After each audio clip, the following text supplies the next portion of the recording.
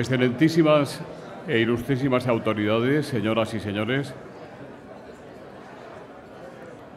como presidente de Nueva Economía Forum tengo la satisfacción de darles la bienvenida al Fórum Europa, la tribuna que organizamos con la colaboración de Red Eléctrica de España, BT y Asisa. Clausuramos hoy el curso 2016-2017, que ha resultado muy interesante, con la intervención de don Íñigo Méndez de Vigo y Montojo, ministro de Educación, Cultura y Deporte del Gobierno de España desde el 25 de junio de 2015 y portavoz del Gobierno desde el 4 de noviembre de 2016. Méndez de Vigo nació el 21 de enero de 1956 en Tetuán, el actual Marruecos, entonces bajo protectorado español, donde su padre había sido destinado como teniente de infantería y más tarde fue ayudante del general Franco. Por línea paterna, el ministro es descendiente directo del marqués de Cubas, arquitecto y promotor de la madrileña Catedral de la Almudena, y de la reina gobernadora María Cristina de Borbón y su segundo marido, del duque de Riansares, por lo que Méndez de Vigo tiene un parentesco con la familia real española. Por el lado materno tiene por antepasado al marqués de Esquilache, ministro de Carlos III, depuesto tras el motín de Esquilache. Uno de sus bisabuelos maternos fue el escritor y embajador mexicano Francisco de Icaza, padre de su abuela materna, la popular escritora Carmen de Icaza, quien era tía y madrina de Carmen Díaz de Rivera, la llamada Musa de la Transición. Licenciado en Derecho por la Universidad Complutense de Madrid en 1978, 3 años después, ganó las oposiciones de letrado de las Cortes Generales.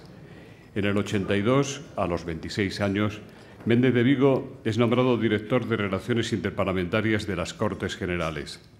En 1984 pidió la excedencia y se incorporó como consejero especial del entonces secretario general del Consejo de Europa, Marcelino Oreja.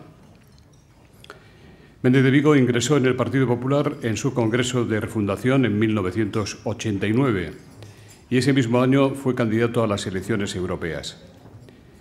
En 1992 accede al Parlamento Europeo, siendo reelegido en cuantas elecciones se han celebrado desde entonces. Es vocal de la Junta Directiva del Partido Popular desde aquel momento. Ha sido coordinador y portavoz del Partido Popular Europeo en la Comisión de Asuntos Constitucionales desde 1994, así como miembro de la Comisión de Asuntos Económicos y Monetarios, habiendo participado en la redacción de los tratados de Ámsterdam, Niza, Constitucional y Lisboa. En diciembre de 1999 fue elegido presidente de la Delegación del Parlamento Europeo en la convención encargada para la elaboración de la Carta de los Derechos Fundamentales de la Unión Europea. En enero de 2002 fue elegido presidente de la Delegación del Parlamento Europeo en la Convención sobre el Futuro de la Unión y, como tal, miembro del Presidium de esta Convención. En octubre de 2003, Méndez de Vigo fue designado representante del Parlamento Europeo en la Conferencia Intergubernamental que el 16 de junio de 2004 aprobó el tratado por el que se establece una Constitución para Europa. En 2006 participó en el Comité de Acción para la Democracia en Europa, encargado de presentar propuestas al Consejo Europeo sobre la mejor manera de avanzar en Europa. El 23 de diciembre de 2011 fue nombrado por el Consejo de Ministros secretario de Estado para la Unión Europea en el Ministerio de Asuntos Exteriores y Cooperación. Desde el 25 de junio de 2015 es ministro de Educación, Cultura y Deporte de España en sustitución de José Ignacio Wert. El 3 de noviembre de 2016, el presidente del Gobierno, don Mariano Rajoy, le nombró de nuevo ministro de Educación, Cultura y Deporte, asignándole también la portavocía del Consejo de Ministros en sustitución de doña Soraya Sáez de Santamaría, la vicepresidenta del Gobierno y ministra de la Presidencia. Méndez de Vigo ha sido profesor de Derecho Constitucional en la Universidad Complutense, profesor invitado del Instituto Internacional de Derechos Humanos de Estrasburgo y de Derecho Comunitario en la Universidad CEU San Pablo. Desde 1999 a 2003 Fue el titular de la cátedra Jean Monnet de Instituciones Europeas en la Facultad de Derecho de la Universidad Complutense, siendo a partir de entonces catedrático Jean Monnet ad honorem. En diciembre de 2003 fue designado presidente del Consejo Asesor del Instituto de Estudios Europeos de la Universidad de San Pablo y en octubre de 2009 fue nombrado presidente del Consejo de Administración del Colegio de Europa. Desde 1990, Méndez de Vigo es consejero de la Fundación Europea de las Ciencias y la Cultura. En el 96 fue nombrado delegado general en España. En el 97, presidente de la sección española del Comité de Acción para la Unión Europea. Ha sido directivo y miembro activo de diversas organizaciones no gubernamentales. Todo lo dicho y muchas cosas más que se podrían decir avalan al ministro Méndez de Vigo como un excepcional servidor del Estado, un profundo y comprometido europeísta, demócrata sin tacha, inteligente y capaz, comunicador fiable y brillante, político honrado y caballeroso, intelectual de muy amplio espectro, de buen talante y especialmente dotado para el diálogo y la negociación, persona noble y leal a la que aprecian incluso sus adversarios políticos. Para el Fórum Europa es un gran honor recibir hoy al ministro de Educación, Cultura y Deporte y ministro portavoz del Gobierno de España, don Íñigo Méndez de Vigo. Querido amigo, la tribuna es suya.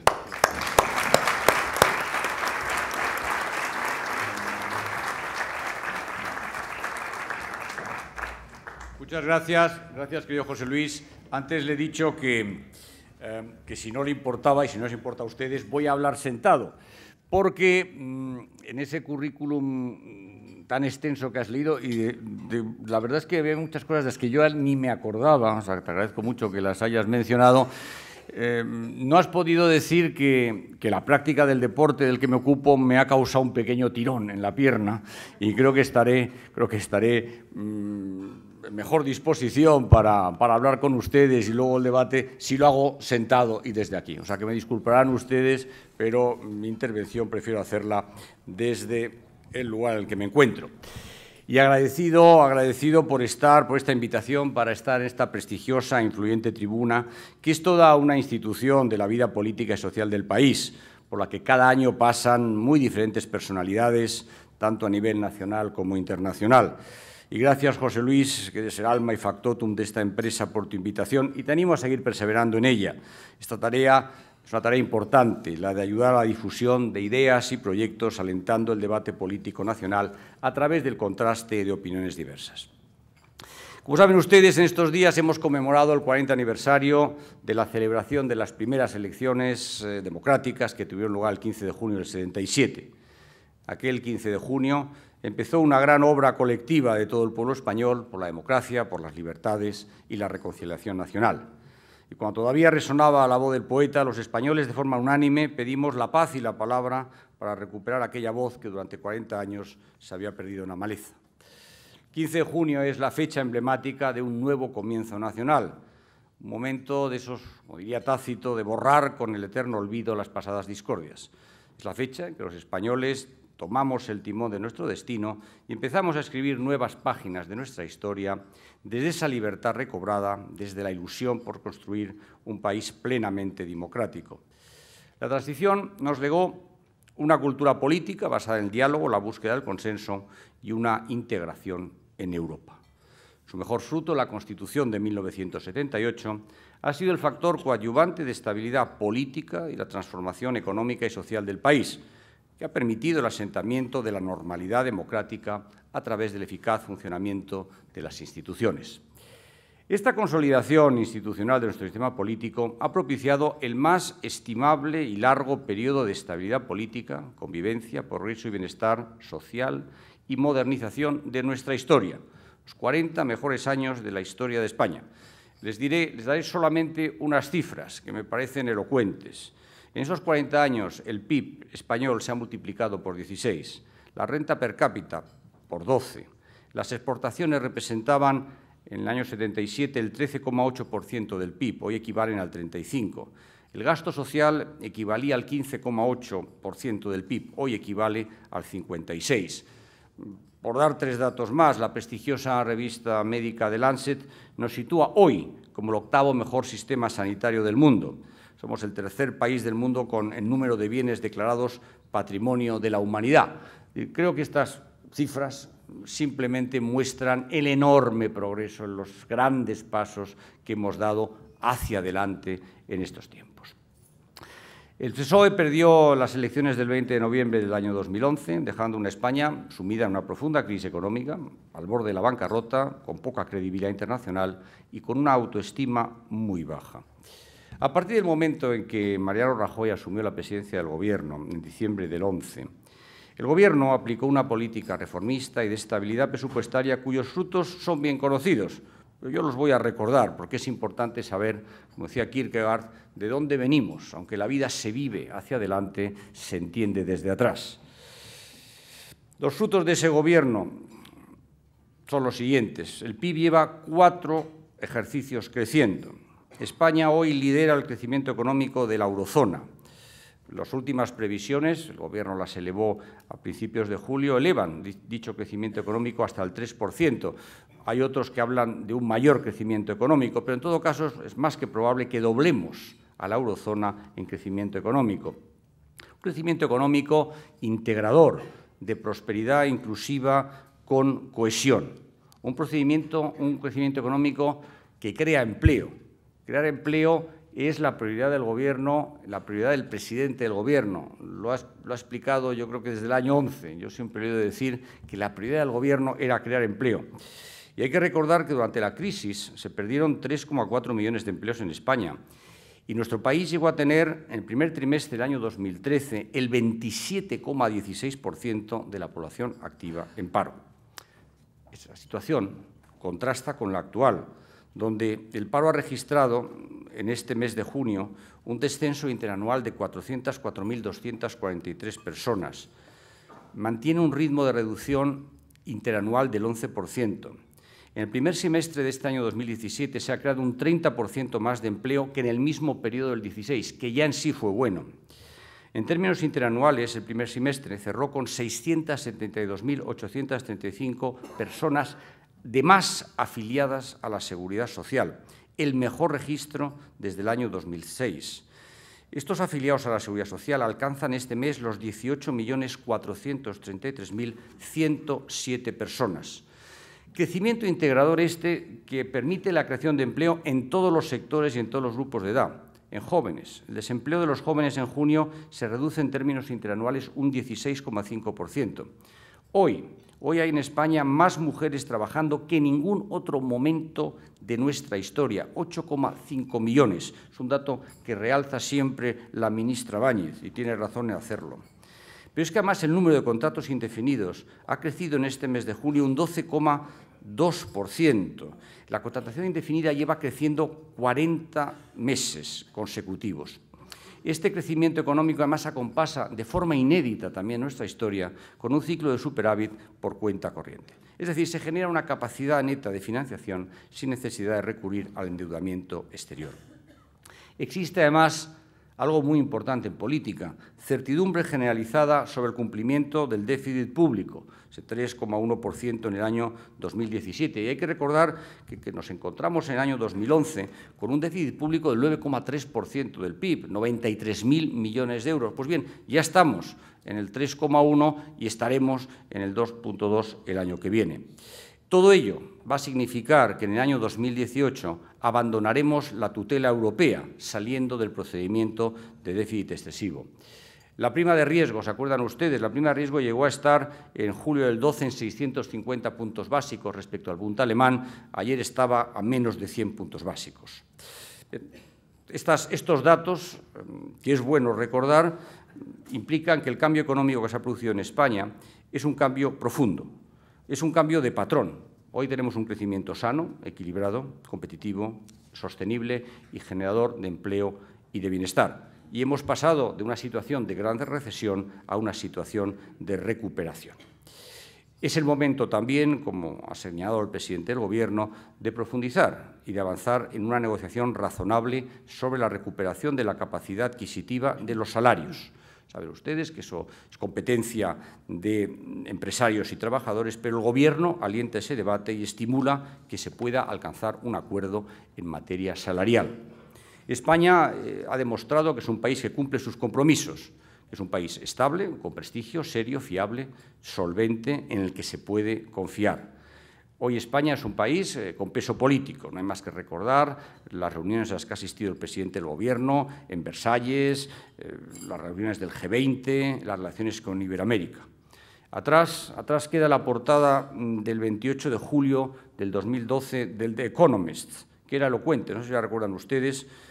Había el toro español, el toro de Osborne, y encima la palabra Spain, la S caía y se convertía en un juego de palabras en pain. Spain se convertía en dolor. Pues bien, esa misma revista, hace pocos días, decía, este mes de junio, por tanto, 5 años después, titulaba Spain's Reforms Point the Way for Southern Europe. Por tanto, estos halagüeños resultados son el fruto de una acción de Gobierno que no se interrumpió ni por los 315 días en los que el Gobierno estuvo en funciones durante la mayor parte del año 2016. Desde noviembre de 2016, España tiene un Gobierno constitucionalmente investido y que lleva algo más de 8 meses de trabajo. Al principio de esta intervención he hablado del espíritu de la transición y el proyecto político nacional que desde hace 40 años gobierna, con gobiernos de distinto signo, venimos desarrollando en España. Yo creo que hoy también necesitamos aquel estilo de hacer política para afrontar los retos, aprovechar oportunidades, en suma, para ganar el futuro. Tras las segundas elecciones del año 2016, el 26 de junio, los españoles, con el sentido de su voto, nos dijeron a los partidos políticos que llegásemos a acuerdos precisos que permitieran establecer las reformas necesarias. Por eso el Gobierno, desde su investidura, está haciendo todo lo posible para que esta sea la legislatura del diálogo. Se trata de tener disposición para ello, porque es consecuencia de la responsabilidad, del ejercicio de esa responsabilidad que nos dieron los electores. Los electores nos dijeron, pónganse ustedes de acuerdo, y el Gobierno está haciendo todo lo posible en la línea weberiana de la ética de la responsabilidad, en la ética de las convicciones, para llegar a ese acuerdo. Por tanto, esa legislatura del diálogo, que comenzó en noviembre, que lleva, por tanto, solo 8 meses, ha dado frutos ya. Déjeme recordarlos. Se ha sacado adelante la aplicación del calendario de ampliación, la ampliación del calendario de implantación de la LOMCE. Hemos tomado medidas urgentes para el impulso del Sistema Nacional de Garantía Juvenil, el salario mínimo interprofesional, protección de los consumidores en materia de cláusulas suelo, medidas también de protección de deudores hipotecarios y sin recursos, prórroga y modificación del programa de activación del empleo, medidas urgentes relativas al bono social y al consumidor vulnerable en materia de energía eléctrica, el decreto ley de la estiba. Quiero agradecer al presidente del Comité Económico y Social su labor de mediación en el mismo. Un nuevo método de compensación equitativa por copia privada, del que también está el secretario de Estado de Cultura, que tuvo mucho que ver en ello, del que estamos orgullosos porque era un tema que no se había resuelto satisfactoriamente y en estos momentos, y con un gran apoyo parlamentario, 270 diputados votaron a favor, lo hemos conseguido muy recientemente. Pero también la mayor oferta de empleo público de la historia o la regulación de las cooperativas. Es decir, que se han hecho acuerdos, que se está trabajando y que esos acuerdos benefician a la gente, que es de lo que se trata. Pero es que además hay otros acuerdos políticos que tienen una gran importancia en el ámbito económico. Ya en diciembre del 2016, las Cortes aprobaron los objetivos de estabilidad presupuestaria y deuda pública para el año 2017, para el periodo 2017-2019. Y este 28 de junio, el BOE publicó los presupuestos generales del Estado para el año 2017. Y ahora, en julio, las cámaras acaban de aprobar los objetivos de estabilidad presupuestaria y límites de gasto para el año 2018. ¿Quiere esto decir que tenemos presupuestos en el 2017, que es muy importante para mejorar la calidad de nuestros servicios públicos, para seguir haciendo cosas en muchos campos? Y en esa línea del crecimiento integrador al que me refería anteriormente, el 56% del gasto en España va orientado hacia cuestiones sociales. Y también hemos hecho la mayor oferta de empleo público de la historia, precisamente para mantener la calidad de los servicios públicos, por lo que conlleva reponer con prudencia y equidad plazas que se han ido perdiendo en estos años. Y hemos bajado los impuestos. Tuvimos que subir los impuestos al llegar al Gobierno porque necesitábamos financiar esos servicios públicos, financiar el sistema de pensiones. Tuvimos que subirlos. Va en contra de nuestra ideología subir los impuestos. Creemos que donde mejor está el dinero de los españoles es en su bolsillo, para que se lo gasten en aquello que tengan por conveniente. Pero subimos y los hemos bajado. Los bajamos en el 15, en el 16, 12.000 millones de euros en IRPF principalmente y también en impuestos a sociedades. Y los vamos a bajar otra vez, los hemos bajado otra vez en el año 2017 en los presupuestos.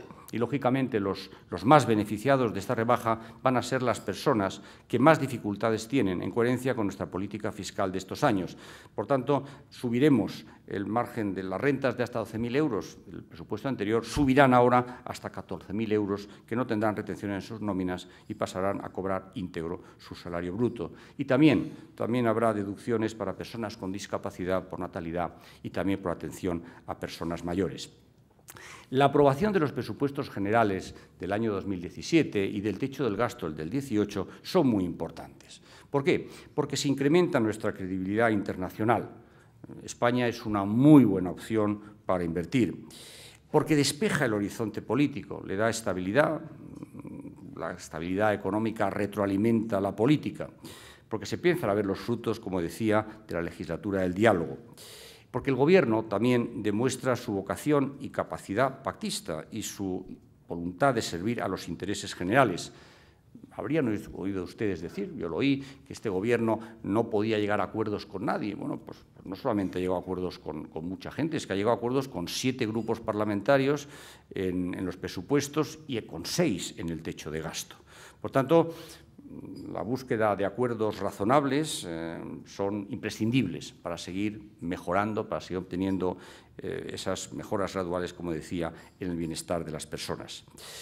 Y esta aprobación existe también una estabilidad parlamentaria con una mayoría política que ocupa la centralidad del tablero político y que le facilita llegar a esos acuerdos. Es verdad que pueden existir coincidencias coyunturales o puntuales sobre distintas cuestiones, pero en estos momentos en España no existe una mayoría parlamentaria alternativa y coherente a la del Gobierno popular. No existe. Por tanto, con esto que acabo de decirles a ustedes, yo creo que tenemos unos indicios que apuntan hacia una legislatura larga. Y lo que queremos del Gobierno es que, además de larga, sea también fructífera.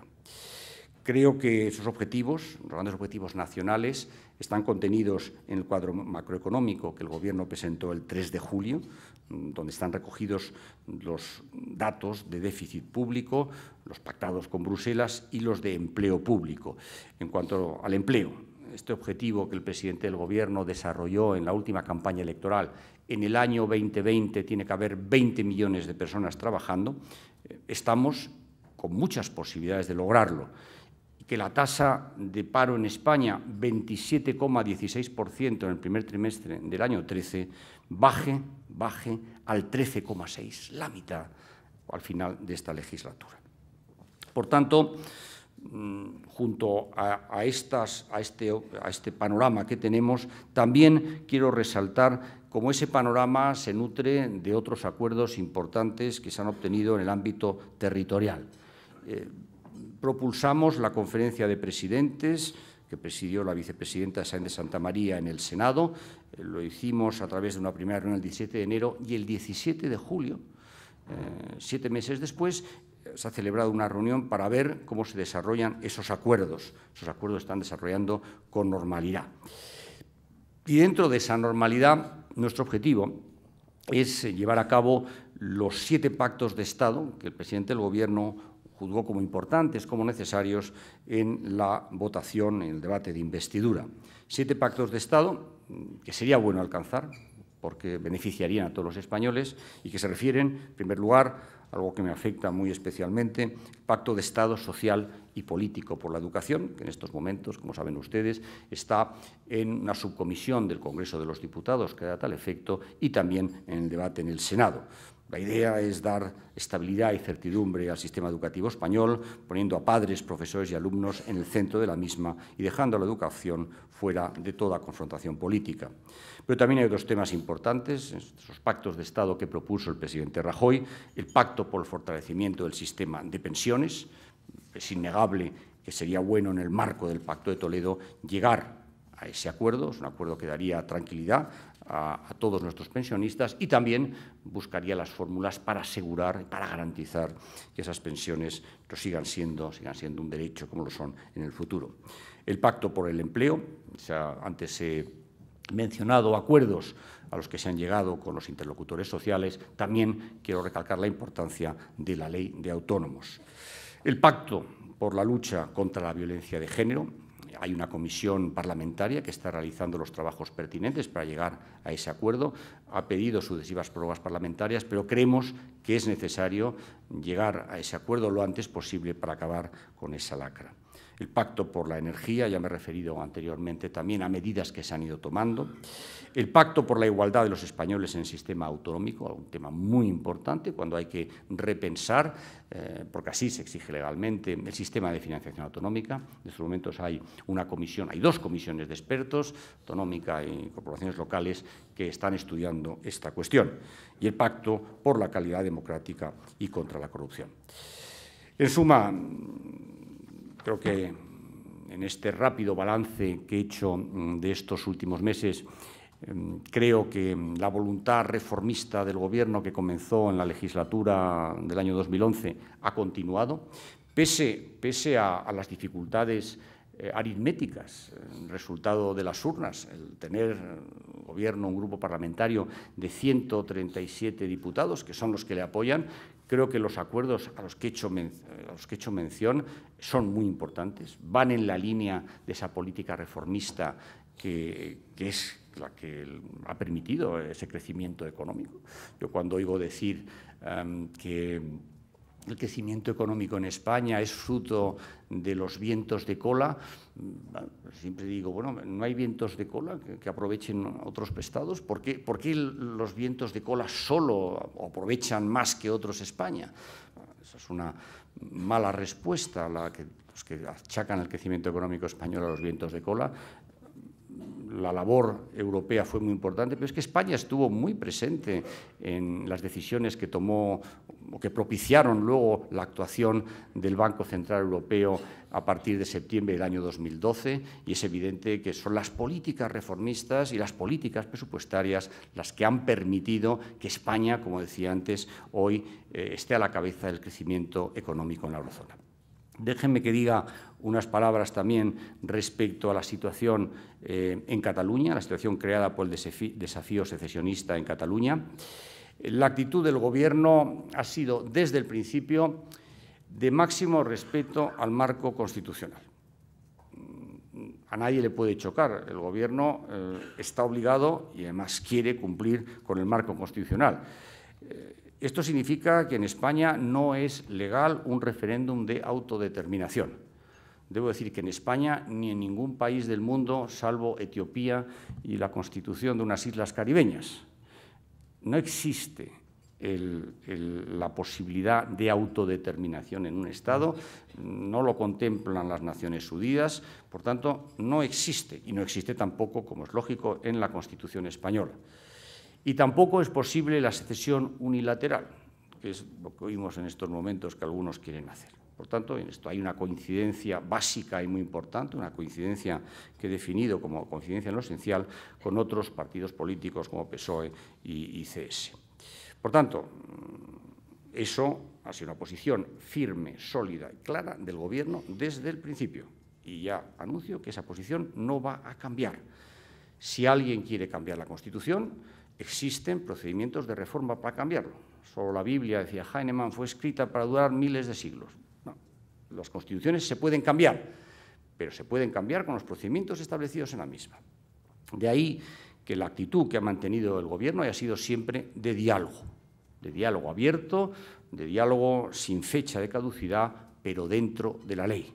Y por eso, en su momento, invitamos al presidente Puigdemont a participar con el resto de los presidentes de comunidades autónomas en todo ese debate territorial que es importante para los temas que preocupan a la gente, los temas de educación, los temas de sanidad, los temas de dependencia. El presidente Puigdemont dejó su silla vacía en el Senado. Y cuando se ha planteado por el presidente Puigdemont el desafío secesionista, el Gobierno le ha invitado formalmente a acudir allí donde hay que residenciar ese debate, que es en el Congreso de los Diputados, por una razón constitucional importante y democrática, y es que si hubiera que cambiar la Constitución, si ese fuera la decisión, es el Congreso de los Diputados el que tiene que tomarla. El presidente Puigdemont tampoco ha acudido al Congreso de los Diputados. Por tanto, esta deriva secesionista es una deriva secesionista llena de anuncios, anuncios tras anuncios, y aquellos que no están dentro del Gobierno secesionista, no están de acuerdo, son purgados, directamente purgados, o dimiten o se van. Y todo esto para un referéndum sin urnas, un referéndum sin censo, un referéndum sin locales, un referéndum sin presupuesto, sin funcionarios, sin apoyo internacional y sin apoyo social. Por lo tanto, el Gobierno quiere mandar un mensaje de tranquilidad, de serenidad y de apoyo a esa gran mayoría de catalanes que quieren seguir siendo, como su padre, como su abuelo, como sus tatarabuelos, como sus antepasados, de su pueblo, catalanes, españoles y europeos. Con ello contarán con el apoyo del Gobierno para seguir siéndolo. Por tanto, esta es la situación en la que nos encontramos. El Gobierno valora extraordinariamente la superación, la fuerza del pueblo español, la vitalidad de su sociedad, que es la que nos ha hecho salir de la crisis, entrar en la recuperación y ahora aprovechar socialmente los resultados de esa recuperación. Estos son lo que yo quería trasladarles, lo dirían con una frase de don Miguel de Unamuno, las esperanzas que nos empujan al porvenir. Esas esperanzas que nos empujan al porvenir están hoy más vivas que nunca en la sociedad española. Muchas gracias por su atención.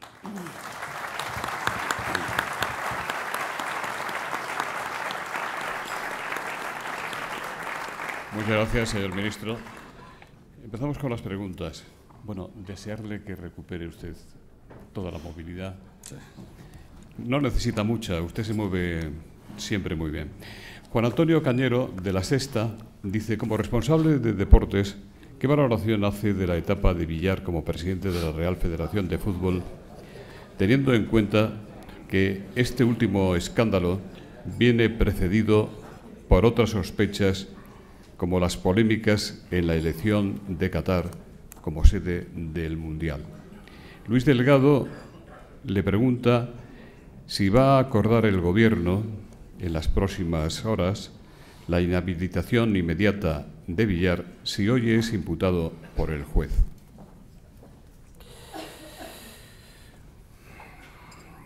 Villar es el presidente de la Federación Española de Fútbol, que es una asociación privada.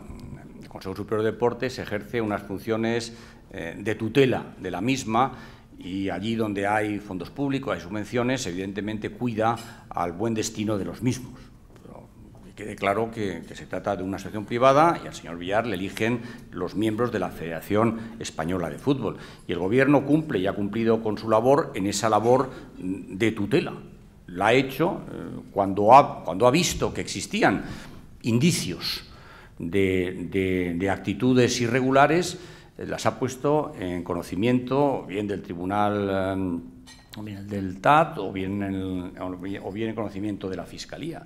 Pero nosotros somos respetuosos con los procedimientos judiciales. En estos momentos hay una actuación judicial. El presidente de la Federación Española de Fútbol y otros miembros de la Federación están prestando declaración y, desde luego, ya sabe usted, don José Luis, que el Gobierno nunca hace ningún tipo de comentarios sobre actuaciones judiciales en curso. Lo que sí hace el Gobierno, está haciendo el Gobierno, es tomar las riendas del proceso para que todo esto no empiece el funcionamiento normal de la competición deportiva. Y ya puedo anunciarle que pasado mañana viernes se producirá el sorteo para el calendario de la competición futbolística en España, de la Liga. Por tanto, hemos velado por que eso se produzca. Estamos a la espera de ver cuál es el resultado de la declaración y cuál es el auto del juez. Por lo tanto, permítame que en este tema sea prudente, porque en España hay dos facetas que hay que cumplir. Cuando se estima que puede haber irregularidades, es obligación de las autoridades públicas ponerlas en conocimiento de la Fiscalía, pero también hay otro derecho constitucional importante, que es el derecho a la presunción de inocencia. Por lo tanto, creo que el equilibrio entre ambos es lo que busca el Gobierno. Pero tranquilidad a todos los amantes del fútbol. El Gobierno velará porque lo que estamos viendo en estos momentos no perturbe el funcionamiento normal ni de la federación ni de la competición. Aurora Domínguez y otras personas se refieren a un tema que usted ha tocado también en su intervención, Cataluña. Dice, muchos expertos, lo dice Aurora Domínguez, muchos expertos han señalado que la aplicación del artículo 155 de la Constitución es la única manera de evitar la actuación de los Mossos al servicio de los independentistas para que sea posible el referéndum ilegal del 1 de octubre. ¿Descarta usted la aplicación del 155 o bastaría aplicar la Ley de Seguridad Nacional que aprobó el Gobierno, que aprobó el PP con la colaboración del PSOE? ¿Se puede evitar la celebración del referéndum y la desconexión que la Generalitat pretende acelerar al máximo sin usar la fuerza? ¿Qué cree que pasará a partir del 2 de octubre? Marina Hernández, de Europa Press, dice, sobre el referéndum de Cataluña, ¿cree el Gobierno que es casualidad que Junqueras no firme documentos relacionados con el 1 de octubre? ¿Buscará el Gobierno su inhabilitación si en caso de que plasme su firma en alguno de estos documentos se produzca? A mí me gusta decir que no tengo vocación de pitoniso. Por lo tanto, lo que va a pasar, las hipótesis futuras de que este va a hacer lo otro, aquel va a hacer lo otro, yo no lo sé.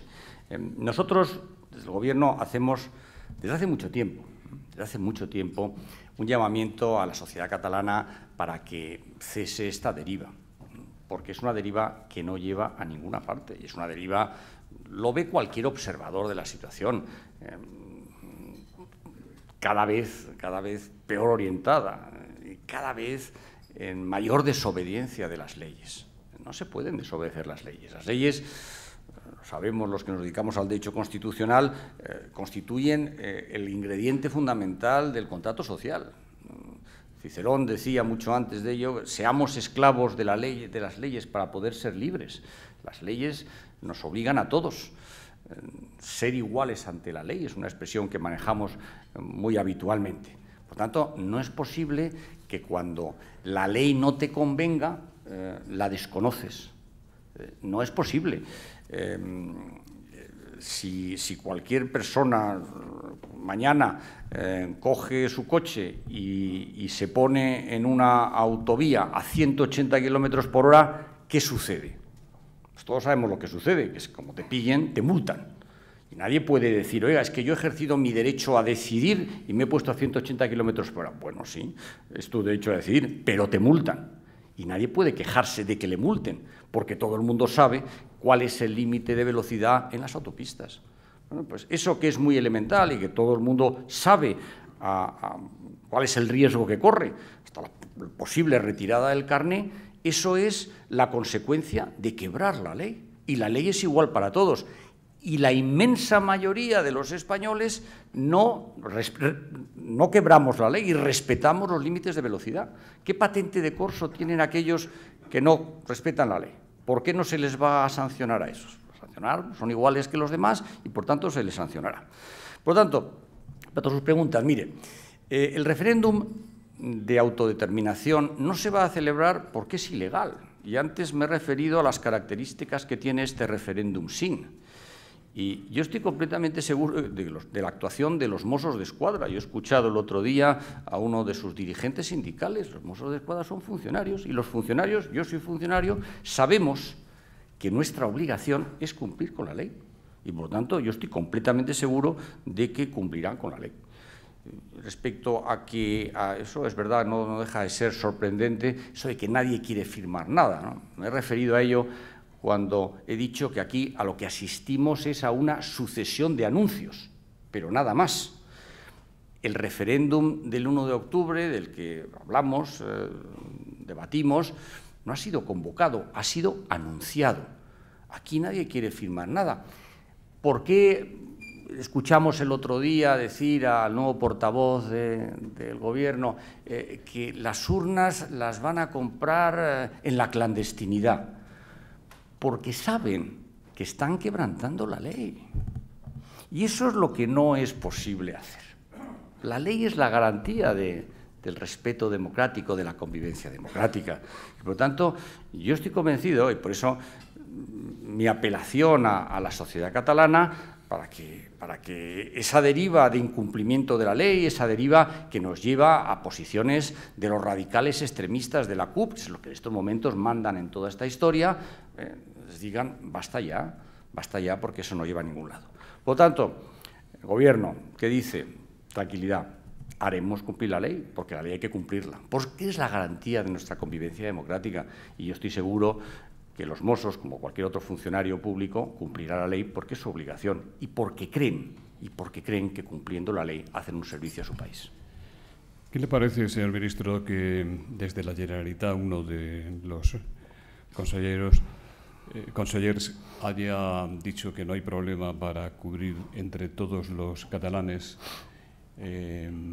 la multa de 5 millones que le van a imponer al presidente Mas para que cubra con sus dineros, y él dice que no los tiene, los gastos de la consultilla? A mí lo que diga ese consejero le doy la importancia que tiene. Hay que preguntárselo a los catalanes si están dispuestos a contribuir a pagar una multa, si al final hay una multa, que tampoco lo sé, se ha abierto un procedimiento, pero eso habrá que preguntárselo a los catalanes. Yo tengo la sensación que la inmensa mayoría de los catalanes no está dispuesta a pagar las veleidades de determinadas personas. Pero mire, cuando uno incumple la ley, tiene que estar, antes le ponía el ejemplo de la multa, también diría lo mismo ese consejero, ¿no? La multa por exceso de tráfico que la paguen todos los catalanes. Bueno, uno tiene que ser responsable de sus actos. Y mire, el Tribunal Constitucional, ¿qué es al final cuando existe una discrepancia sobre la interpretación de la Constitución? El Constitucional nuestro es un trasunto del Constitucional alemán, y esto todo es fruto de un gran debate doctrinal que hubo en los años de entreguerras en Alemania entre Hans Kelsen y Carl Schmitt. ¿Quién es el guardián de la Constitución? ¿Quién debe ser el guardián de la Constitución? Pues es el Tribunal Constitucional. Es decir, cuando hay discrepancias, alguien tiene que decir cuál es la interpretación correcta. ¿Qué ha dicho el Tribunal Constitucional? El Tribunal Constitucional ha dicho, oiga, el referéndum es ilegal. Por lo tanto, todo presupuesto encaminado a la celebración de un acto ilegal, oiga, es ilegal también. Pero no se lo ha dicho el Tribunal Constitucional, si es que se lo han dicho los propios letrados del Parlamento catalán, que le han dicho, oiga, no es posible destinar una partida a un referéndum ilegal. Y les ha dado igual a la mayoría de PDeCAT, CUP y Esquerra. Lo han aprobado. Y el Consejo de Garantías Estatutarias, que es un órgano de la propia Generalidad de Cataluña, les ha dicho lo mismo. Claro, porque son juristas que entienden perfectamente qué es lo ilegal y qué no es. Les ha dado exactamente igual. Pues bien, lo que nosotros decimos es que si cometen actos ilegales, lo tendrán que pagar ellos. No habrá un euro de los catalanes y de los españoles para sufragar las veleidades secesionistas de unos pocos. Pero eso es lo normal y no le puedes sorprender a nadie. Te dicen que es ilegal, te dicen que no tienes presupuestos, no puedes utilizar los presupuestos de todos. Punto. Luego entraremos en temas de educación y de deportes y de cultura, pero la actualidad manda. Rogelio Antúnez dice: las tensiones aumentan en Venezuela, donde hoy se celebra una huelga general. ¿Cree usted que existe riesgo de guerra civil en ese país, como ayer advirtió la presidenta de Chile? Mire, yo creo que en Venezuela hay que reconducir la situación. El presidente del Gobierno tiene una frase que repite y que yo creo que es muy acertada. Yo quiero para Venezuela lo mismo que quiero para España. Es decir, quiero un país donde se respete el Estado de Derecho, donde haya elecciones libres, donde el Gobierno sea el resultado de esas elecciones libres, donde no haya presos políticos y donde no se reprima a los manifestantes, y donde el Gobierno se ocupe de lo verdaderamente importante, que es el crecimiento económico, la creación de empleo y el de dar buenos servicios públicos a los ciudadanos. Esa situación no se da hoy en Venezuela y, por tanto, esa situación es la que hay que revertir. Y por eso nosotros, en España, en la Unión Europea, lo que instamos al Gobierno del presidente Maduro es a que haga eso, a que esa situación no debe continuar, porque los perjudicados son los venezolanos. Pablo Landaluce, de Onda Cero Radio, dice: después del encierro de una veintena de estudiantes en la sede del Consejo Escolar del Estado, ¿estaría dispuesto a cambiar el sistema de becas? ¿Sigue el ministro dispuesto a homologar las tasas universitarias para eliminar las diferencias entre comunidades autónomas? A los estudiantes que estuvieron, no solo los que estuvieron el otro día, se encerraron 24 horas, sino en general al Consejo de Estudiantes, les dijimos algo que les hemos dicho siempre y que va en la misma línea de esta legislatura del diálogo a la que me he referido. Para el curso 18-19 vamos a hablar con ellos, vamos a hablar con la Conferencia de Rectores de Universidades Españolas, con la CRUE, para analizar el sistema de becas, para ver qué es lo que se puede modificar y qué es aquello que debemos cambiar. Tengamos en cuenta que han pasado 5 años desde el sistema de becas, desde el año 13, desde que se cambió el año 13, y por tanto nos parece que 5 años es un buen momento para hacer un alto del camino, reflexionar y ver qué mejoras podemos introducir. Pero también quiero decirle, y se lo dijimos a los estudiantes, que este Gobierno cree en la filosofía del esfuerzo, cree que la beca es un derecho subjetivo, pero también la beca sale del dinero de todos los españoles y requiere por parte un interés de aquel que por razones económicas lo necesita. Nadie en España, recalco, debe dejar de estudiar por motivos económicos, pero también es lógico que muestre ese interés a través del esfuerzo. Y estamos viendo cómo las notas de aquellos que reciben una beca, en España estamos hablando de 687.421 estudiantes que reciben una beca, que es muy importante, ¿eh? Y estamos viendo cómo ese número, como su valoración mejora. Por lo tanto, seguimos creyendo en la beca como derecho subjetivo, en ese principio de que nadie debe dejar de estudiar por motivos económicos, pero también en el esfuerzo como un elemento integrante de las mismas. Y ya le digo, vamos a seguir trabajando con ellos. El próximo viernes vamos a aprobar el Real Decreto de becas para este curso 17-18. Yo espero que tengamos, porque todavía estamos con el presupuesto en pleno, va a comenzar su andadura, pero yo espero que este año podamos, como en los últimos 3 años, volver a dar una buena noticia, y es que lograremos otro récord histórico en España para las becas, porque creemos en ellas. Olga San Martín, de El Mundo, dice: hay varias comunidades autónomas en las que se da el título de la ESO saltándose el examen de recuperación de septiembre. ¿Qué próximos pasos va a emprender el Ministerio ante esta irregularidad después del intercambio de cartas y explicaciones que han mantenido? A nosotros nos parece que, en la línea, como acabo de explicar, del esfuerzo, nos parece que aquellos que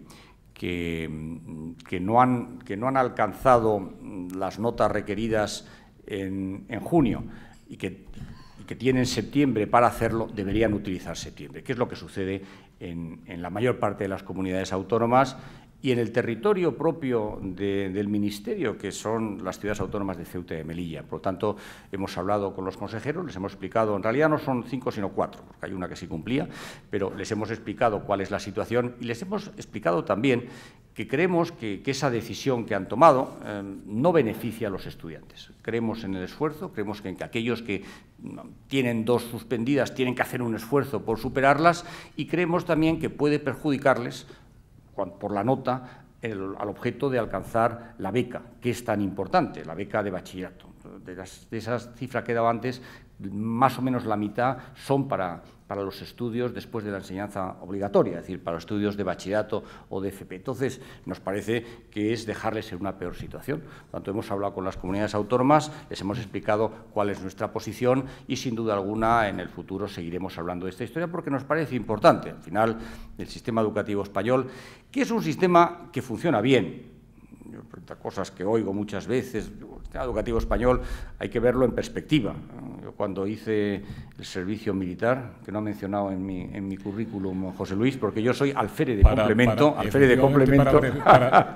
Lo quité para abreviarlo.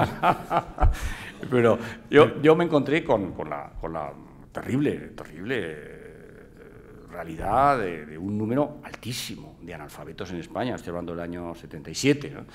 Eso hoy en día no existe. El 99% de los españoles están escolarizados. Eso no existe. El cambio que se ha producido es muy notable y muy a mejor. Y en las últimas estadísticas de la OCDE, los informes PISA, estamos en la media europea. Yo, y el secretario de Estado de Educación y Universidades que me acompaña, a quien quiero agradecer también su trabajo, no estamos contentos con eso. Queremos dar un salto de mejora de la calidad educativa. Y por eso estamos interesados en ese pacto de Estado social y político por la educación. Y creo que el resto de los partidos también lo están. Hace unos pocos días me reuní a almorzar con los portavoces en esa subcomisión y vi conciencia de la situación, buena voluntad para pegar ese salto. Y en ese salto tenemos que poner en el centro a los profesores. Es capital restaurar la A de autonomía, la A de aprecio social al profesor. Y la A de autoridad. Esa es la manera de mejorar las cosas, así lo han hecho en otros países donde han pegado un gran salto y yo espero que seamos capaces también de lograrlo. Siguiendo con el Pacto por la Educación, Eugenio Raúl Alos dice, con respecto al Pacto Nacional por la Educación, ¿se va a iniciar un diálogo entre los actores de la educación para salvar los problemas que se vienen arrastrando y la LOMCE es agravada en el mundo de la educación? ¿Piensa incorporar a las AMPAs en ese diálogo? Begoña García, de la Complutense, dice, en el ámbito educativo la universidad juega un papel estratégico en la creación de conocimiento y en el futuro crecimiento de un país. En esta etapa de recuperación, ¿qué políticas concretas se van a aplicar en el sistema de educación superior y en concreto en la universidad pública? Y Jesús Sainz, secretario general del Círculo de Empresarios, dice, ¿no le parece que además de escuchar a los padres, a los profesores, a los centros educativos, en el Pacto por la Educación convendría también dar audiencia a los empresarios para conocer los perfiles académicos que demandarán las empresas? La idea del pacto es inclusiva.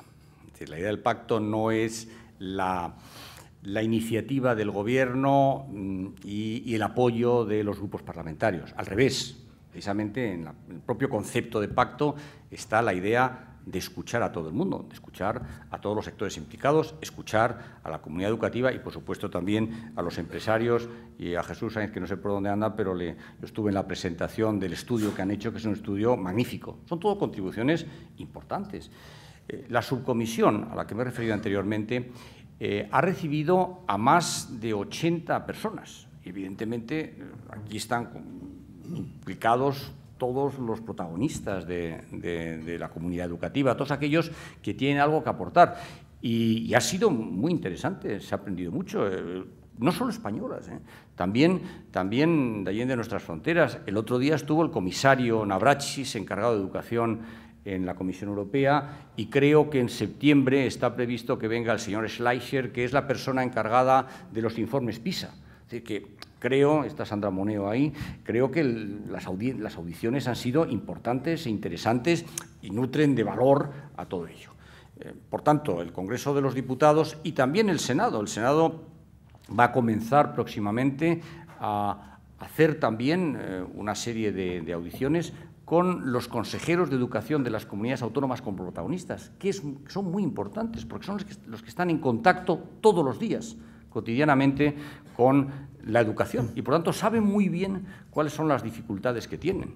Y en un país como España, que tiene 500.000 kilómetros cuadrados, que tiene regiones ultraperiféricas, insulares, las ciudades autónomas, que tiene regiones que son más grandes que Portugal, o tiene provincias donde cabe alguna comunidad autónoma, todo eso es una singularidad que hay que tener en cuenta a la hora de establecer una legislación básica. Por lo tanto, vamos a tener en cuenta a todo el mundo, a toda la comunidad educativa y, por supuesto, también a las AMPAs y también a todos aquellos que quieren aportar algo. El Congreso de los Diputados y el Senado elaboraron unos informes, serán sometidos al Pleno y, a partir de ahí, trabajará el Gobierno. Y el Gobierno se ha comprometido a que no acabará ahí esa fase de escucha, esa fase de integración de ideas, sino que antes de presentar la legislación, que presente, en base a las conclusiones de la subcomisión y de la aportación del Senado, también seguiremos al habla con ellos, porque el objeto del pacto es tener una ley de educación que perdure en el tiempo. Para ello, dos ideas que hemos lanzado, que me parecen importantes. Una, queremos que haya un compromiso político, y eso se puede conseguir a través del establecimiento de una mayoría supercualificada para su revisión, para que perdure, para que tengamos 15, 20 años de ley educativa. Porque las leyes sabemos si son buenas o malas al cabo del tiempo. Y no tiene ningún sentido, y es lo que queremos evitar, que dentro de una legislatura venga un gobierno de otro color y derogue lo hecho. Eso no tiene sentido. Y yo creo que esa es una petición de la ciudadanía. Y el segundo elemento que me parece importante y que garantiza la seriedad del empeño y que además compromete para el futuro es que, junto con esa modificación, esa ley que presentaremos en su momento, también tiene que ir acompañada de un pacto presupuestario. Es decir, que no sea simplemente una ley que tenga unos buenos objetivos, sino que también esos objetivos cifrados se traduzcan en un pacto y todos, estemos donde estemos en el futuro, esté quien esté al frente del Gobierno, sepa que tiene un compromiso para llevarla a cabo. Y, por tanto, ahí estamos. Manuel López Quero, de la Universidad Politécnica de Madrid, cátedra Universidad, Empresa y Sindicato, le pregunta cuáles son, a su entender, las fuerzas, lo entre comillas, que se oponen a una nueva gobernanza en la universidad pública. ¿Veremos algún día la categorización del profesorado según el modelo anglosajón? Mire, yo creo que estos son temas técnicos, complicados, donde hay que tener en cuenta primero la tradición española y luego la voluntad de quienes están al mando de las universidades españolas. Sabe usted que la Constitución recoge un principio también básico de autonomía universitaria y en España hay una coexistencia de universidades públicas y privadas, ¿no? 50 universidades públicas, 35 universidades privadas. Por lo tanto, todo esto requiere también una reflexión y yo estoy dispuesto también a empezarla, sabiendo que es una reflexión que durará algún tiempo. Pero también quiero decir que mi experiencia con la Conferencia de Rectores es una experiencia enormemente positiva. Había temas pendientes que se referían a las tasas de reposición o el ver cómo determinados profesores, son cosas muy técnicas, profesores contratados no computaban a efectos de sus plazas, las vamos resolviendo. Yo tengo que decir que mi relación con la Conferencia de Rectores es una relación estupenda y creo que esa es la manera en la que tenemos que avanzar. La nueva horquilla de tasas es un buen ejemplo de ello. Por tanto, resolvamos los temas y planteemos luego, cuando haya que plantear, aquellos debates, aquellas reformas de calado que requieren un cierto tiempo. Pero vamos resolviendo temas en concretos y esa me parece que es la buena línea. Laura Ramírez, de Europa Press, dice: ¿disponen de más datos sobre los 5 cuadros de Francis Bacon robados en 2015 y de los cuales la policía ha recuperado 3? Luisa Hernández le pregunta si se llegará a un acuerdo con la baronesa Thyssen para la renovación del acuerdo con el Gobierno para el mantenimiento del museo y de la colección. ¿Pide demasiado la señora Cervera? Respecto a la primera, no tengo más datos que lo que he leído, ¿no? Y me parece que es una buena noticia que se recuperaran 3 de los 5, según creo, pero no tengo más datos, tengo los datos que he leído en la prensa. Respecto al acuerdo con doña Carmen, hay una cosa que quiero explicar, seguro que ustedes lo saben, pero me parece que es importante. La colección Thyssen-Bornemisza es del Estado español, la adquirió el Estado español y tengo que decir que fue una gran adquisición. Muchas veces me he referido al gobierno de aquella época, fue el gobierno de Felipe González, como un acierto extraordinario. Por lo tanto, eso es así y eso es del Estado español y son los 800 y pico cuadros que constituyen la colección permanente. Tanto es así que en una propuesta que voy a llevar el próximo mes de septiembre al patronato, voy a proponer que se incorpore la mención de nacional al Museo Thyssen, porque es un museo nacional en la misma categoría que el Museo Nacional del Prado o el Museo Nacional Reina Sofía. Por lo tanto, eso que quede claro. Otra cosa es la colección de la baronesa Carmen Thyssen-Bornemisza, que es una colección privada suya compuesta de 432 pinturas. Y que ella cedió, nos prestó hace, si no recuerdo mal, el año 1999. Y ese préstamo venció en su momento y hemos ido dando prórrogas al préstamo, pero lo que tenemos que hacer ahora es buscar una solución que le dé continuidad. El secretario de Estado de Cultura, cuando era subsecretario, tenía que renovarlo cada 6 meses y, bueno, no era fácil, ¿no? Entonces, lo que queremos es renovarlo por más años, la colección, el préstamo de la colección de doña Carmen y, por otro lado, también atendiendo a que doña Carmen, que eso es suyo y que ella pues tiene necesidades económicas. A nosotros no nos ha pedido nada, tengo que decirlo con toda claridad, no nos ha pedido un can, no nos ha pedido una contraprestación económica por el préstamo, que podía haberla pedido, pero no lo ha hecho. ¿Y fiscal? Y fiscal no nos la ha pedido, entre otras cosas, porque nosotros no podríamos dársela. Esto es una cuestión del Ministerio de Hacienda. Lo que queremos es acomodar las necesidades de doña Carmen a la voluntad que tenemos, que es que continúe con nosotros. Pero, evidentemente, insisto, yo siempre respetaré la voluntad de doña Carmen porque es su colección, insisto, privada. Pero la otra, los 832 cuadros, son del Estado, son de todos los españoles y creo que con motivo del 25 aniversario que se cumple este año de esa venta al Estado, vamos a incorporar ese Museo Nacional de Thyssen-Bornemisza porque me parece que es bueno y me parece que también es darle la importancia que merece a una colección realmente excepcional. Laura Ramírez, de Europa Press, dice: la Comisión Islámica de España ha pedido al Gobierno y a las comunidades autónomas que se impartan clases de religión musulmana en secundaria para los jóvenes de entre 12 a 16 años, para que conozcan el verdadero Islam y no busquen otras propuestas fuera y evitar así una posible radicalización. Su ministerio va a considerar esta petición de cara al próximo curso en Ceuta y Melilla, donde tiene competencia y donde hay más de 13.000 alumnos musulmanes. Pues mire, lo voy a considerar, sí, efectivamente, pero no puedo dar una respuesta porque no conozco la carta de la Comisión Islámica de España, pero lo miraré, como miramos todo lo que nos dirigen. Es el ministro de Deportes y usted además es, creo, del Real Madrid. No, eso no es verdad. No, pero oiga, es que esto ayer me hicieron una entrevista para El Mundo, para el diario El Mundo, y al final me dijo, bueno, ¿usted qué es del Athletic? No soy del Athletic. Bueno, lo voy a dejar claro. Yo soy del Real Zaragoza. Ya imaginaba que iba a suscitar un gran apoyo. Eso es salirse por Aragón. No salirse por Aragón, es verdad. Yo cuando era un niño, tampoco ha contado que veraneé en Comarruga cuando era un niño en mi currículum. Pues cuando veraneé en Comarruga, que es una población costera en Tarragona, donde va mucha gente de Zaragoza. Y los vecinos eran unos chicos, se llaman Quique y Xavi, a los que no he vuelto a ver, y que si por supuesto nos están escuchando, por favor, decir aquí estamos.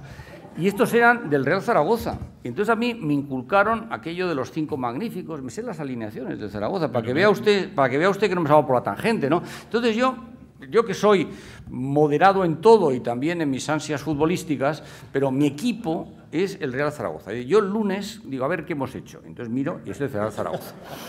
Bueno, y por cierto que últimamente pues no vamos bien. Pasó una cosa, si puedo contar una anécdota, me pasó una cosa muy divertida el 25 de junio del año pasado.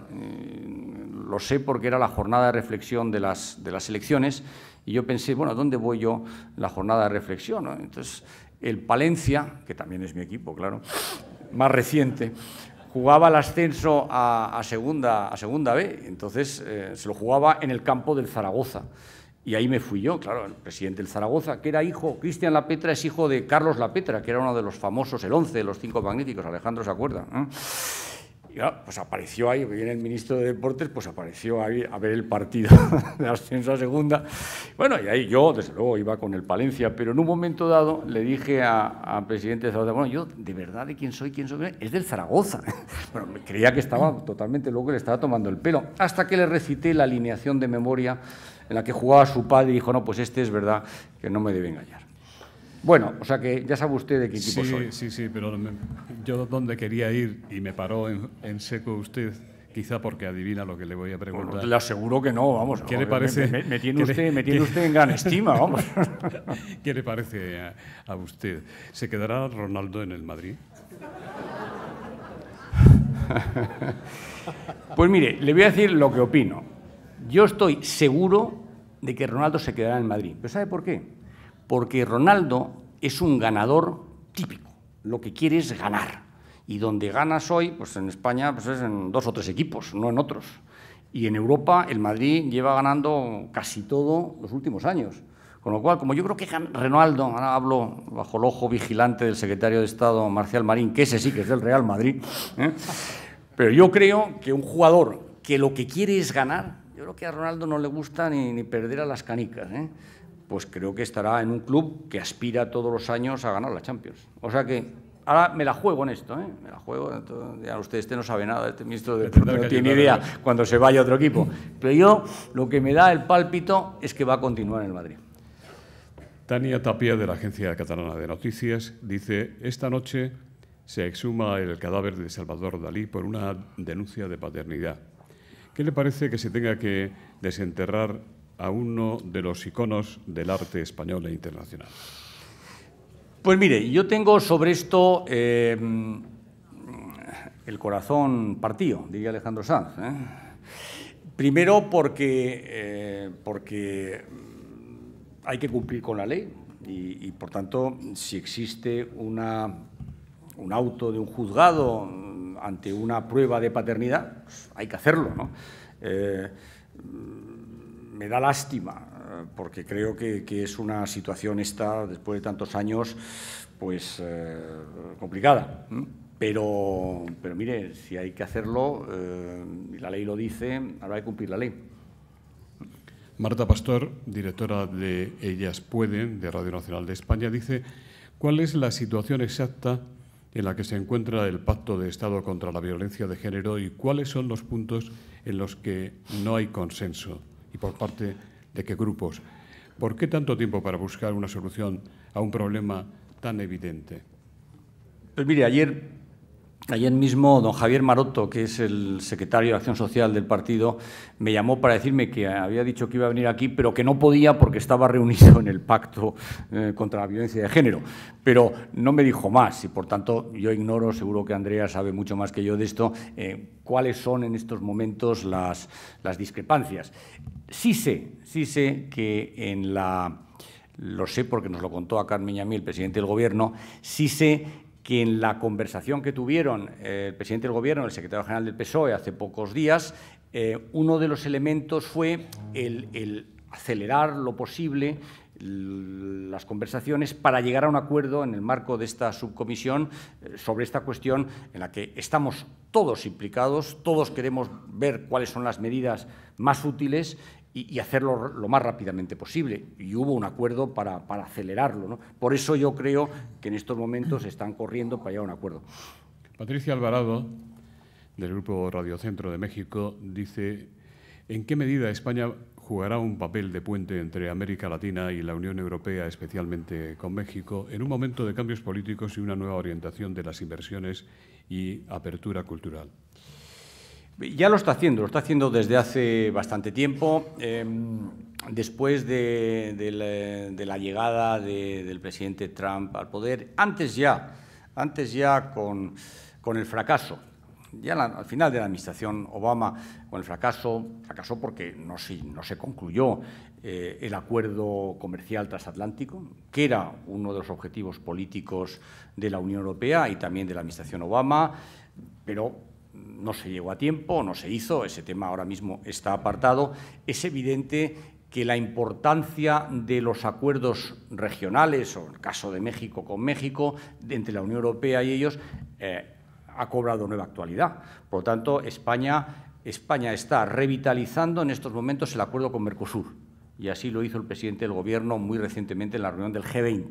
Nos parece que es importante y nos parece que además hay una buena oportunidad de hacerlo ahora con el cambio de la administración argentina con el presidente Macri. Creemos que podemos hacerlo. Y respecto a México, nosotros siempre hemos estado muy a favor de la revisión de aquel acuerdo comercial que data ya de años atrás, y con el embajador Icaza hemos hablado en numerosas ocasiones, el número 2 de Exteriores, precisamente para ver de qué manera podemos empujarlo. Creemos que es bueno, creemos que ante la falta de ese acuerdo transatlántico es bueno poner al día los acuerdos comerciales y especialmente el acuerdo con México. O sea, que pueden los mexicanos saber que cuentan con España para hacerlo. Pedro González, del Debate, dice: el Brexit preocupa a Europa y especialmente a España. ¿Cómo interpreta que el Reino Unido, apenas 3 días más tarde de la histórica visita de los Reyes, deje fuera de sus proyectos de alta velocidad a todas las empresas españolas? Yo creo que son cosas que no tienen absolutamente nada que ver. Los británicos han sido siempre enormemente abiertos, plurales y transparentes en las licitaciones públicas.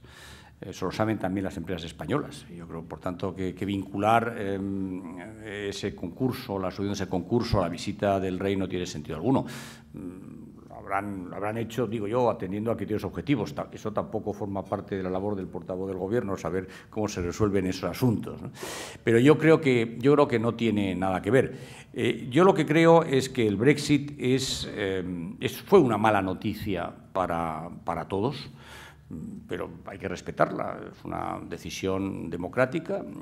Yo creo que no van a cambiarla. El otro día me llamó el antiguo presidente del Parlamento Europeo, Hans-Gert Pöttering, buen amigo, y me habló de eso. No, yo creo que están cambiando los británicos, a lo mejor. Y dije, mira, yo creo que no, y además no creo que haya que ponerse tampoco en esa actitud. Han pulsado el botón del artículo 50, por tanto comienzan las negociaciones para regular la salida. Y eso es lo que tenemos que estar, en la salida donde la Unión Europea va a tener una posición común, y la tiene, y es importante que la tenga. Y yo tengo que decir que no era una cosa evidente que la tuviera, pero la tenemos detrás de Michel Barnier, que es un buen amigo y que además es una persona muy competente. En ese mandato que tiene Michel Barnier hay algo que es importante también para España, donde la diplomacia española ha tenido un gran éxito en el tema de Gibraltar, diciendo algo que es muy lógico, pero que está bien que esté en el punto 22, y es que Gibraltar entró con el Reino Unido y saldrá con el Reino Unido, y cualquier decisión sobre Gibraltar es una decisión bilateral entre el Reino Unido y Gran Bretaña. Por lo tanto, nosotros estamos ahí, nosotros, el presidente del Gobierno lo dice una y otra vez, lo que nos preocupa son los derechos de los ciudadanos. Hay muchos españoles que están trabajando, que están estudiando allí, hay muchos ingleses aquí y, por tanto, lo que queremos es que sigan disfrutando de las ventajas de dos países que han sido, en su momento, países muy importantes en la historia del mundo y que hoy están también en la vanguardia del progreso y del bienestar. Y de eso nos vamos a ocupar y nos ocuparemos. Elida Alfaro dice: la actual ley del deporte de 1990 no responde a las actuales necesidades de organización del deporte. ¿Cuándo se va a abordar la redacción de una nueva ley para este sector? Mire, en la comparecencia que yo tuve en el Congreso de los Diputados, la que tuvo también el presidente del Consejo Superior de Deportes, uno de los objetivos que pusimos sobre la mesa para el debate con los grupos parlamentarios fue precisamente la modificación del deporte, que, como recordaba la preguntante, es de 1990. ¿Qué es lo que dijimos nosotros? estamos dispuestos a ello. Es verdad que ha transcurrido mucho tiempo, pero también es verdad que el Gobierno tiene el apoyo parlamentario que tiene y, por lo tanto, si hay que modificar una norma con rango de ley, tenemos que estar todos de acuerdo en que existe un consenso para hacerlo y sobre qué hacerlo. Se ha constituido un grupo de trabajo en el seno del Consejo Superior de Deportes para ver efectivamente si podemos avanzar. Pero el Gobierno, antes de acometer una reforma de una ley muy importante, quiere saber si existe consenso, primero, sobre qué asuntos y, segundo, si puede contar con la participación de otros grupos parlamentarios para ella, ¿no? Por lo tanto, estamos en ello, no por cosas que hayan sucedido en las últimas horas, sino desde el inicio de la legislatura estamos trabajando en ello, pero solo lo haremos como otras iniciativas importantes en el ámbito de la cultura, sobre las que me preguntan en ocasiones, la ley de mecenazgo, por ejemplo, ¿no? Nosotros somos partidarios de una ley de mecenazgo, pero una ley de mecenazgo que tenga suficientes incentivos, y para eso necesitamos contar con varios acuerdos. Por tanto, a mí no me gusta hacer de la política fuegos artificiales. No me gusta anunciar cosas que luego o no tienen continuidad o no tienen demasiado contenido. Por lo tanto, yo le he dicho también a los grupos parlamentarios que me han preguntado sobre ello, a la sociedad civil, a fundaciones que están muy interesadas en este tema, les he dicho, yo creo que cuando la situación económica lo permita, lo vamos a hacer y lo haremos también contando con el conjunto de las fuerzas políticas. Esa es la manera que tiene el Gobierno de avanzar en esta legislatura que hemos denominado del diálogo, de crecimiento integrador, pero de diálogo, porque creemos que ese es el mandato que nos dieron los españoles el 26 de junio, entendernos con los demás y entendernos de manera positiva, recuperando ese espíritu de la transición que tan buenos frutos dio. Carmen Obregón, del Economista, estamos terminando, pero usted tiene unas carteras muy complejas. Y en cada cartera hay unas cuantas preguntas. Bueno, sobre lo que tengo es una cita en Burgos dentro de nada, ¿no? Bueno, Carmen Obregón, del Economista. Porque estamos en un aniversario importante de la Catedral de Burgos, en la que voy a estar presente hoy. La de Burgos es el joyero, la de León, mi tierra. Claro. Carmen Está Obregón, como yo con Palencia, ¿eh? Ya veo. Carmen Obregón, del Economista, dice: ¿qué horizonte legislativo contempla el Gobierno con la irrupción de Pedro Sánchez? ¿Teme que promueva la derogación de reformas como la laboral, que promueva otra moción de censura o que cambie de opinión respecto de Cataluña y se ponga de perfil en el último momento? Respecto a la última, no.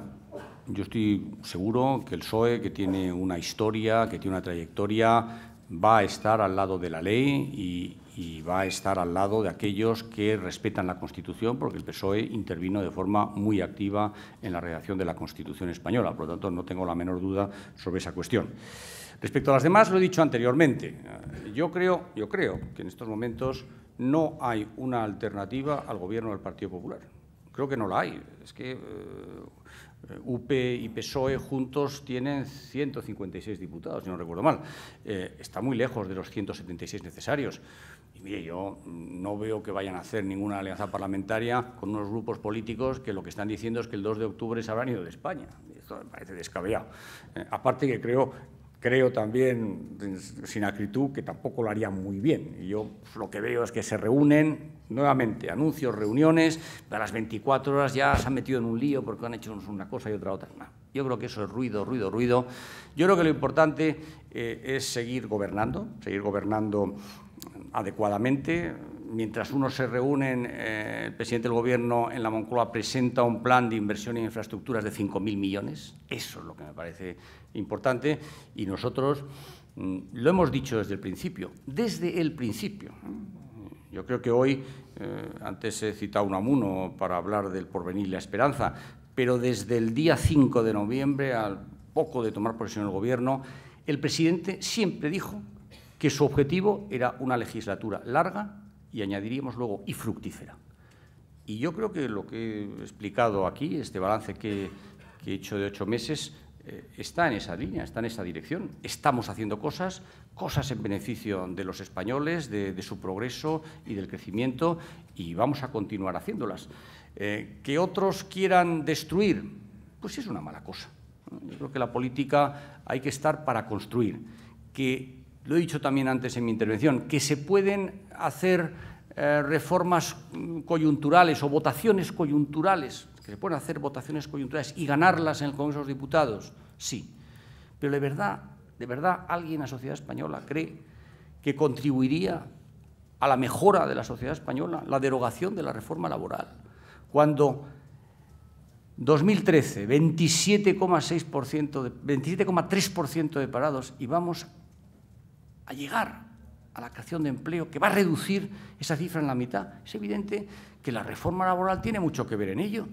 Pero, ¿de verdad los españoles van a consentir que se derogue algo que ha ido en su beneficio? Pero yo creo que eso no es una actitud política, creo que es una manía. Porque la haya hecho el Partido Popular, parece que algunos quieren derogarla. Yo creo que eso no debe ser así y creo que es bueno ponderar los beneficios que ha producido y que están ahí, que son tangibles y que son personas que tienen cara, que tienen ojos, que tienen nombres y apellidos, que han encontrado empleo gracias a la reforma laboral. Por tanto, yo espero que no lleguemos a esa situación.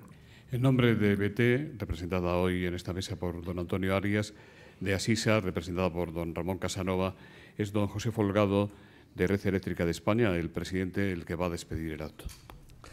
Ministro, los patrocinadores suscribimos íntegramente las palabras iniciales del presidente de este foro que patrocinamos, palabras que reflejan claramente que es usted un excepcional servidor de España, aquí y en los muchos años que le ha dedicado a la construcción europea. Eso es realmente muy importante. Le felicitamos también por su labor como portavoz, como ministro y en particular en esta intervención aquí donde ha resaltado dos cosas a mi juicio relevantes, ¿no?